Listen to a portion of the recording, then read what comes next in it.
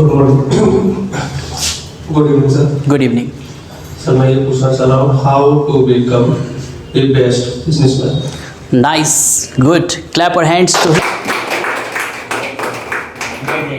आपको एक छोटा सा स्टोरी के माध्यम से समझाता हूँ, ठीक है। एक दिन में तो कोई बिजनेसमैन नहीं बन सकता, बैठ जाइए आप। बड़ा इंटरेस्टिंग स्टोरी है, आप लोग ध्यान से सुनिएगा। दो आईएएस फ्रेंड होते हैं, दोनों आईएएस का जॉब कर रहे होते हैं। ये चीज़ अगर आपने अपने दिमाग में आज से बैठा लिया ना दोस्त, तो आप सफल नहीं, ज़िंदगी में आप कभी असफल नहीं हो सकते हो इन बिजनेस। पहले दिन से तो बिजनेसमैन नहीं बना जा सकता ना, लेकिन आपकी माइंड में बिजनेस होना चाहिए, आपके माइंड में ईमानदारी होना चाहिए, आपके माइंड में ऑनेस्टी होना चाहिए। जैसे मान लीजिए दो मैडम बैठी हुई है, ऐसे ही दो सर थे आईएएस। तो क्या होता है कि दोनों एक ही साथ जॉब कर रहे होते हैं, क्लियर है। और कुछ टाइम के बाद दोनों रिटायर हो जाते हैं।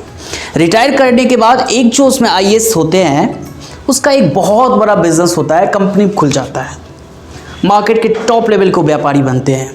और एक वैसे का वैसे अब बेचारा आईएएस से रिटायर हो चुका है, तो इंटरव्यू के लिए जॉब सर्च कर रहा है। तो जॉब सर्च करते करते अपने फ्रेंड के पास पहुंचा, तो फ्रेंड ने बड़ा सम्मान किया।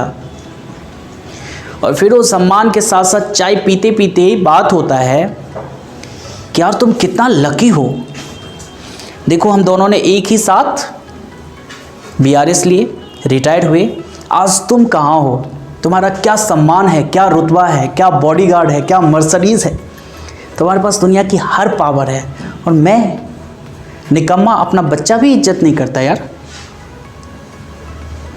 ये भाग्य है, तुम्हारा भाग्य अच्छा है और मेरा भाग्य खराब था। वो कहता है यार मैं ये बात तो चर्चा नहीं करना चाहता था, लेकिन तुमने अगर इस बात को, टॉपिक को छेड़ दिया है तो सुनो। हम दोनों एक ही ऑफिस में जॉब कर रहे थे, राइट? हम दोनों कुछ ही दूर पे पीजी लेके रहते थे, राइट? एक दिन की बात है, हम दोनों रास्ते में थे और हम कहते हैं, मैंने कहा यार आज ना ऑफिस की लाइट ऑन रह गया, चलो चल के बंद कर देते हैं। तेरा क्या जवाब था? तेरा जवाब था, अरे यार क्या ऑफिस की लाइट, क्या बिल फर्क पड़ता है, इतना बड़ा ऑफिस है, कल बंद कर देंगे। मैंने तेरे से क्या कहा था कि तुम घर चलो, मैं लाइट बंद करके आता हूँ। मैं 3 किलोमीटर बैक गया था और मैं लाइट को ऑफ करके आया था।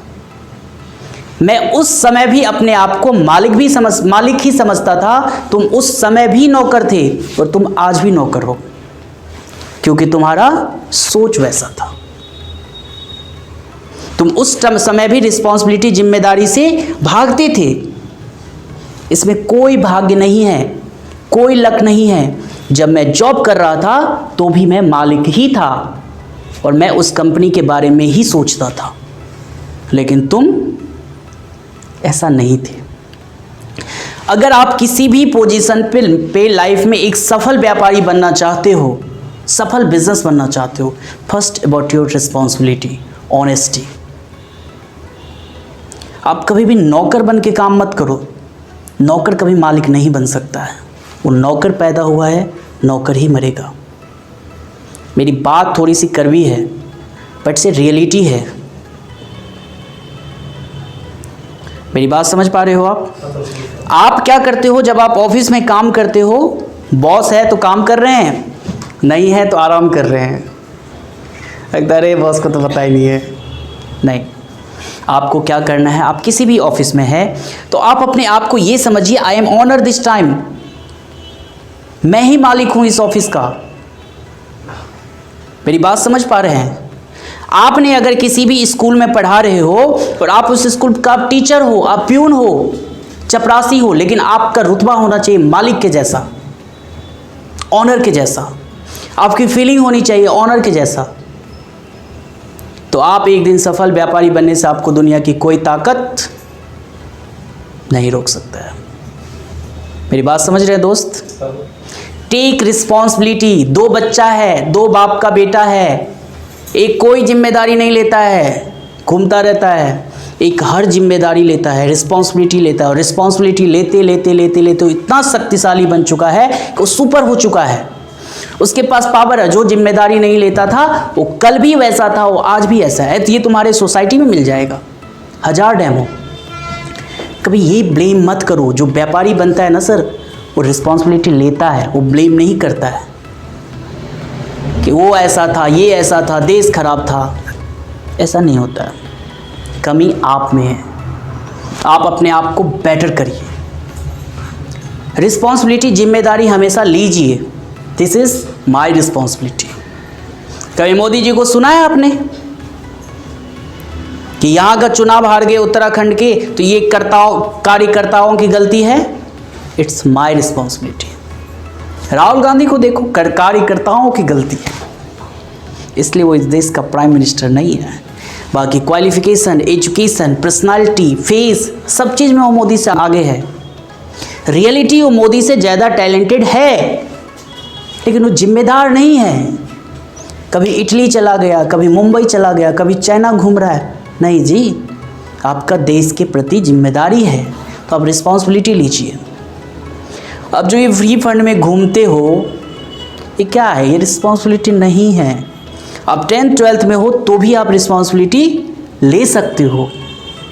बहुत सारे ऐसे काम है, छोटे छोटे काम है, घर के काम है, घर का सफाई है, आप जिम्मेदारी ले सकते हो। जिम्मेदारी से भागो नहीं। This is not my work. मेरे पिताजी अभी बैठे हुए हैं, इन्होंने एक बड़ा डेमो दिया था। सफलता की बात कर रहा हूँ साहब। एक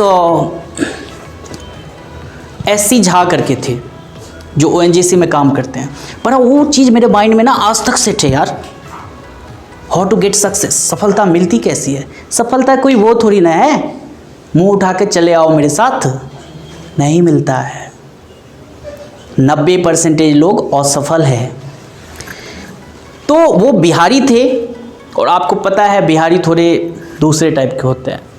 तो ऑफिस में हर कोई बोलता था, झा साहब आप ये काम कर लो, झा साहब आप ये काम कर लो, अच्छा झा साहब ये टाइपिंग कर दो, झा साहब आप ये काम कर दो। वो झा साहब करते करते भाई साहब वो सुपर झा बन गए। सुपर झा मीन्स कि कोई ऑफिसर को भी उतना नॉलेज नहीं है जितना उस कलर को नॉलेज है। वो क्लर्क थे, बाद में उन्हें जब रिटायरमेंट के टाइम में उनको अच्छा पोस्ट दिया गया। क्यों? क्योंकि वो जो काम कर सकते थे वो और कोई नहीं कर सकते थे। मेरी बात समझ रहे हो? उनका जो वर्क एक्सपीरियंस था वो बेहतरीन था, सुपर था, लाजवाब था। तो आप काम से भागिए नहीं, आप जिम्मेदारी लीजिए, रिस्पॉन्सिबिलिटी लीजिए। क्लियर है सर? एंड क्लैप और हैंड्स टू हिम।